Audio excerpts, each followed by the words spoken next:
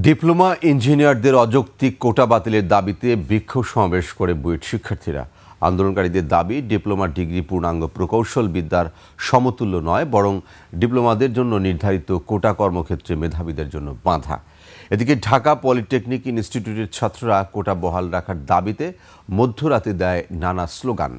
Sohel Samir report.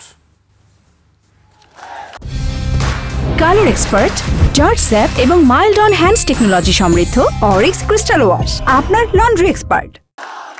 বৃহস্পতিবার রাত 11:30টার দিকে বিশ্ববিদ্যালয়ের একাডেমিক ভবনের সামনে থেকে মিছিল নিয়ে টিএসসি দোয়েল চত্বর হয়ে শহীদ মিনারে গিয়ে সমবেত হয় বুয়েট শিক্ষার্থীরা। এ সময় কোটা বৈষম্যের বিরুদ্ধে নানা স্লোগান দেয় তারা।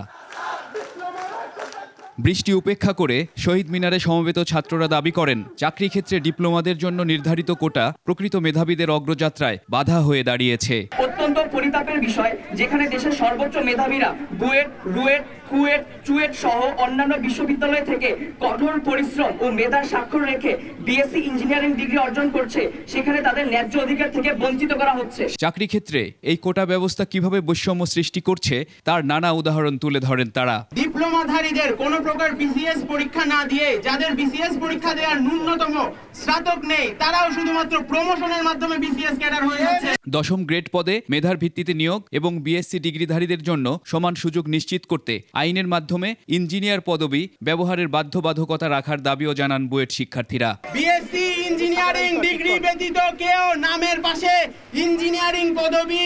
সোহেল সামি, 21 টেলিভিশন, ঢাকা।